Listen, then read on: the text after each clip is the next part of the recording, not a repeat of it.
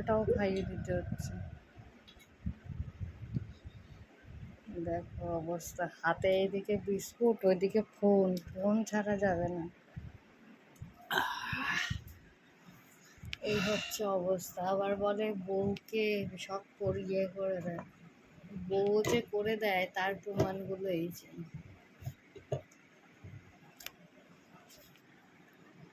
Hello everyone, welcome to my another blog. তো তোমরা দেখতেই পেলে যে বরকে জল খাইয়ে দিচ্ছে, কারণ তার এক হাতে ফোন আর এক হাতে বিস্কুট। সে জল খাবে কোন হাত দিয়ে, তো আমি খাইয়ে দিলাম। যাই হোক, এরকমভাবেই সকালটা শুরু হলো আমাদের। আর তারপরে সকালে বাসি কাজকর্ম সেরে চলে আসলাম রান্নাঘরে রান্না করব আজকে ডালের বড়ার তরকারি, মুসুরির ডালের বড়া। আর মুসুরির ডালটাকে আগের দিন রাত্রে ভিজিয়ে রেখেছিলাম। অনেক দিন থেকেই বড়ার তরকারি খেতে ইচ্ছা করছিল, তো বানিয়েই ফেললাম। তো ডালটাকে ভিজিয়ে রেখে দেখো, বেশি বাটিনি, মানে বেশি আর কি মিক্সারে করিনি, একটু দানা দানাই রয়েছে যাতে মুচমুচে হয়। একদম বেশি মিহি হয়ে গেলে মিক্সারে ওটা ফুলে মানে অনেকটা নরম হয়, সফট হয়, কিন্তু আমার বেশ একটু দানা দানা কড়মড়ে খেতেই বেশি ভালো লাগে। তো এখানে বড়াগুলোকেও ভেজে নিয়েছি। আর তার মধ্যে বাজার থেকে নিয়ে এসেছিল পাবদা মাছ। বাজারে ভালো পেয়েছিল, যেটা আমরা খেতে খুব ভালোবাসি পাবদা মাছ।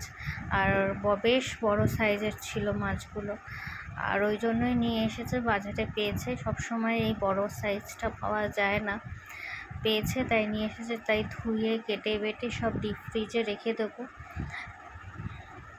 তো টিফিন বাটিতে ভরে রাখি, বেশ সুন্দর করে গুছিয়ে রাখলে আর ফ্রিজে রেখে দিলে রোজ বাজারে যাওয়া লাগে না। আর রোজ তো মাছ খাওয়া হয় না, যখন ইচ্ছা হয় তখন বার করে রান্না করা যায় আর কি। দেখো মাছগুলো সাজিয়ে রাখলাম। আর তার সাথে এই মাছগুলোর সাথে একটা ছোট্ট মাছ দিয়েছিল, একটা মাছের বাচ্চা আর কি, তো ওটাকেও রাখলাম। আর এখানে নিয়েছিল মাছের ডিম, কাতলা মাছের ডিম, আর কাতলা মাছের কয়েকটা পেটির পিস, যেটা তো পরে রান্না করবো। একবারেই সব ধুয়ে কেটে মানে ধুয়ে পরিষ্কার করে ডিপ ফ্রিজে রেখে দেবো, যেটা আমার অন্তত 1 থেকে 2 সপ্তাহ তো চলেই যাবে, মাছ বাজার আর করা লাগবে না আর কি।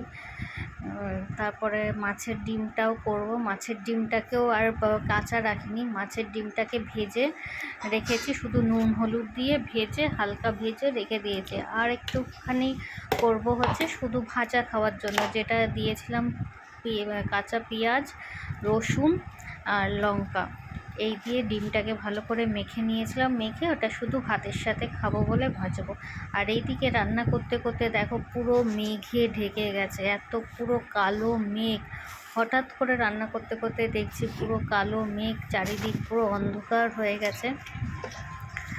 তো পুরো মেঘে পুরো একদম কালো। দিনের বেলাও লাইট জ্বালিয়ে রান্না করতে হচ্ছে, তার মধ্যে তো কতবার কারেন্ট যাচ্ছে আসছে। এ দেখো দিনের বেলাতেও লাইট জ্বালিয়ে রান্না করতে হচ্ছে, কারণ চারিদিক পুরো অন্ধকার। তারপরে এই যে টর্চ নিয়েও বসেছি, কারণ যখন তখন রান্না মানে কারেন্ট চলে যাচ্ছে আর কি। এই দেখো বলতে বলতেই কারেন্ট চলে গেছে। আর তখনও ভাজাভুজিগুলো বাকি রয়েছে, ওগুলোই ভাজছিলাম। আর এই ভাজাভুজি দিয়ে কিন্তু ভাত খেতে বেশ ভালো লাগে, আমার তো দারুণ লাগে। কার কার ভালো লাগে অবশ্যই কমেন্ট করে জানো। আর এদিকে বৃষ্টিও শুরু হয়ে গেছিলো, প্রচণ্ড হাওয়া আর বৃষ্টি। তারপর তো আজকে অক্ষয় তৃতীয়া বলে কথা, রাত্রিরে একটু বেরোনোর আছে, তো রাত্রিরে এই যে বেরিয়েছিলাম, তোমরা তো ছবি দেখেছো। তারপরে বাড়ি এসে একটু ভিডিও করছিলাম, তো ভিডিও করার সময় খুঁজে পাই না কি ভিডিও করব এই। আর আমার ভিডিওটি যদি ভালো লাগে অবশ্যই লাইক কমেন্ট শেয়ার করে দেবে, আর চ্যানেলটিকে ফলো করে দিয়ে সাথে থাকবে, পাশে থাকবে। তো আজ আসি, আবার দেখা হবে অন্য কোনো ভিডিওতে। টাটা।